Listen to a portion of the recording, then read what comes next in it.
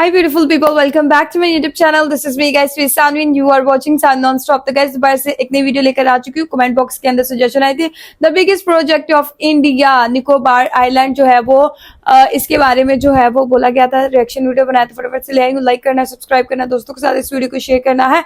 और आज मैंने माइक जो है वो यहाँ पर लगा लिया. मैंने कहा आप लोगों को आवाज अच्छी आ सके. कुछ लोग शिकायत कर रहे थे कि भाई कहीं कहीं से आवाज जो है वो सही नहीं आती, तो मैंने कहा यहाँ से हटा के जो है हम इसको यहाँ लगा देते हैं. तो अब आवाज अच्छी आ रही है ना, सही आ रही है ना, जरूर बताइएगा. बिना टाइम को वेल स्टार्ट द वीडियो को स्किप नहीं करना. और साथ साथ वीडियो के लास्ट में हम सारी बातें इसके बारे में करेंगे. भारत का अंडमान निकोबार आइलैंड बहुत ही जल्द बनने वाला है. जी हाँ, सही सुना आपने. और इसके लिए भारत सरकार ने 72,000 करोड़ रुपए का प्रोजेक्ट स्टार्ट भी कर चुका है. अब ये न्यूज हर एक इंडियन को काफी प्राउड फील कराती है, लेकिन एक्सपर्ट्स इस पर कई गंभीर सवाल खड़े कर रहे हैं. आपको जानकर हैरानी होगी कि ईस्ट वेस्ट शिपिंग रूट इस अंडमान निकोबार के काफी करीब मौजूद है. और इसी ट्रेड रूट में से 80% कंटेनर्स शिप को हेम्बनटोटा, सिंगापुर और क्लैंग का पोर्ट हैंडल करता है, जिसके कारण भारत के पोर्ट्स हर साल 15,000 करोड़ का पोटेंशियल रेवेन्यू लूज कर रहा है. अब इन्हीं लॉसेस को प्रॉफिट में बदलने के लिए भारत सरकार देश में एक ट्रांसशिपमेंट पोर्ट को डेवलप करना चाहती है. और ये पोर्ट ग्रेट निकोबार आइलैंड की साउदर्न टिप पर होने जा रहा है. अंडमान निकोबार आइलैंड कई सारे आइलैंड्स का ग्रुप है जो एक दूसरे से 10 डिग्री चैनल के जरिए सेपरेटेड है. बात करें ग्रेट निकोबार की, तो ये Nicobar island southernmost island है. Great Nicobar island Malacca strait के वेस्ट में स्थित है, जिसे दुनिया का सबसे बिजिएस्ट ट्रेड रूट भी कहा जाता है. जहां आज शंघाई के बाद सिंगापुर दुनिया का दूसरा सबसे बिजी ट्रांसशिपमेंट पोर्ट मौजूद है. कहा जाता है सिंगापुर पोर्ट की इस अचीवमेंट के पीछे यही ईस्ट वेस्ट ट्रेड रूट का हाथ है. इस तरह ग्रेट निकोबार आइलैंड की कमर्शियल और स्ट्रेटेजिक इंपॉर्टेंस काफी बढ़ जाती है. ऐसे में यहाँ पोर्ट का कंस्ट्रक्शन करके हम ग्लोबल शिपिंग ट्रेड का इम्पोर्टेंट हिस्सा बन जाएंगे. आपको बता दूं कि ग्रेट निकोबार आइलैंड निकोबार का सबसे बड़ा आइलैंड है. इसका एरिया 1044 किलोमीटर स्क्वायर है, जो सिंगापुर से बड़ा और हांगकांग से थोड़ा ही छोटा है.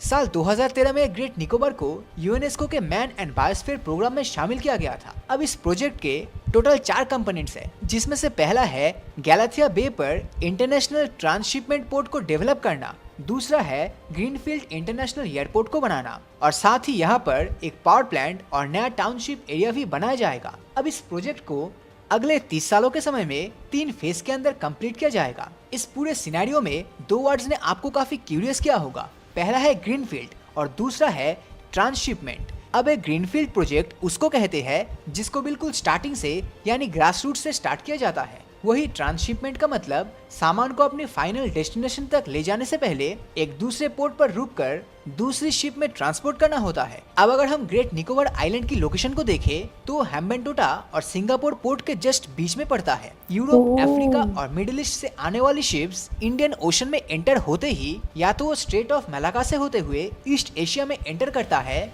या फिर बे ऑफ बंगाल से चिटागोंग पोर्ट पर रुकती है. इन दोनों ही पोर्ट्स पर हेम्बनटोटा और सिंगापुर ट्रांसपोर्ट काफी इंपॉर्टेंट रोल प्ले करता है. और अगर भारत इस आइलैंड पर पोर्ट डेवलपमेंट करने में कामयाब होता है तो ये ग्लोबल ट्रेड के लिए काफी सिग्निफिकेंट बन जाएगा, जिससे ट्रांसपोर्ट के अलावा स्टोरेज, रिप्रोसेसिंग जोन और शिप बिल्डिंग फैसिलिटीज के तौर पर ट्रेडिंग में बहुत किया जा सकता है. इस पोर्ट को हर साल मदद हो 1.6 करोड़ कंटेनर्स को संभालने के लिए डेवलप किया जाएगा. इन सब चीजों से ट्रेड तो बढ़ेगा ही, साथ ही यहाँ इंडियन और इंटरनेशनल टूरिज्म भी बढ़ेगा.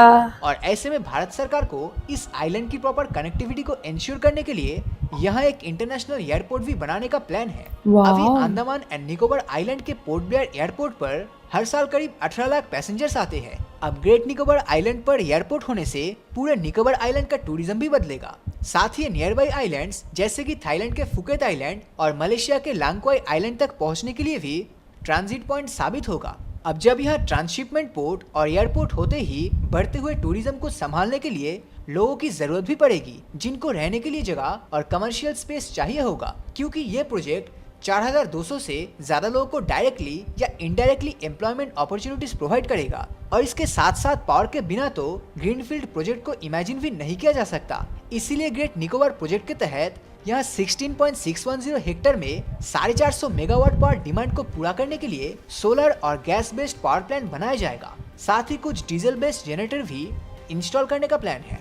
अब ये पावर प्लांट इस प्रोजेक्ट का 4th और लास्ट कंपोनेंट है. जिसमें इनिशियली टोटल पावर की 15% डिमांड डीजल जनरेटर के जरिए पूरी की जाएगी और 10% डिमांड सोलर पावर से फुलफिल होगी।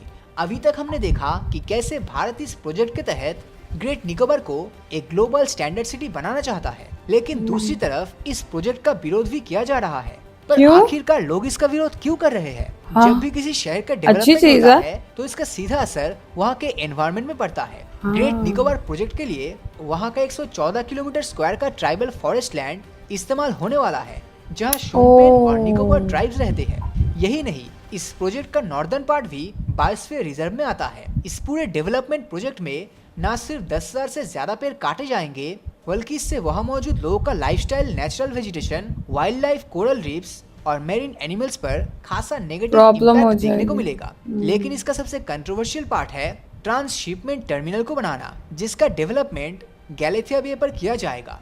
ये वही जगह है जहां endangered giant leatherback sea turtle अपना घोंसला बनाता है, जिन पर इस प्रोजेक्ट से बुरा असर पड़ेगा। और यही रीजन है कि एनवायरमेंटलिस्ट इसका लगातार विरोध कर रहे हैं और एनवायरमेंट अप्रेजल कमेटी के सामने भी इस मामले को रखा गया है। इस मसला प्रोजेक्ट तो को हो लेकर जाएगा। एनवायरमेंट इम्पैक्ट असेसमेंट रिपोर्ट भी जारी की गई है, जिसमें प्रोजेक्ट से एंडेंजर्ड स्पीसीज, फॉरेस्ट कवर और लोकल ट्राइब्स को होने वाले नुकसान के लिए अल्टरनेटिव ऑप्शंस निकालने का निर्देश दिया गया है। तो हाँ, दोस्तों, ऑप्शन आपका इस alternate प्रोजेक्ट के बारे में निकालना क्या चाहिए। ओपिनियन है, नीचे कमेंट करके जरूर बताना। अगर ये वीडियो आपको अच्छा लगा हो तो इस ओके गाइज, निकोबार आइलैंड बढ़ने से जो है वो इंडिया को बहुत ज्यादा फायदा मिलने वाला है, लेकिन वहीं पर कुछ जो है वो नुकसानात भी लास्ट पे उन्होंने बता दिए हैं।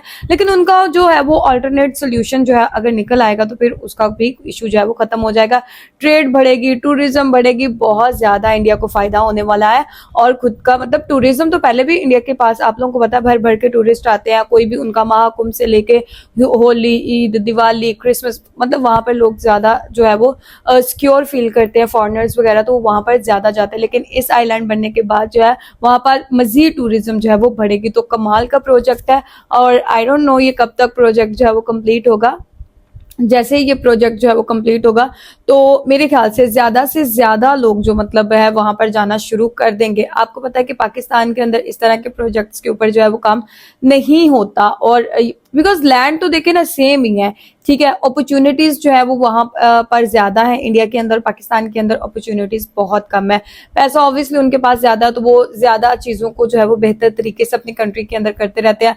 यहाँ पर पैसे की बहुत कमी है। IMF से लेकर जो है वो हम लोग अपना मतलब डेली बेसिस पे जो मुल्क चलता है वही चलता है, तो इसलिए जो है वो इस तरह के अच्छे प्रोजेक्ट्स जो है वो यहाँ पर नहीं चलते। विश तो यही है कि भाई पाकिस्तान के अंदर भी जो है वो अच्छे प्रोजेक्ट्स इस तरह के, जिससे हमारी ट्रेड बढ़े, जिससे हमारी टूरिज्म बढ़े। तो यहाँ पर जो है वो अभी तो फ्लड्स वगैरह आप लोगों को बताए हुए हैं, तो बिल्कुल ही मुल्क का जो है वो हाल बुरा हुआ पड़ा है।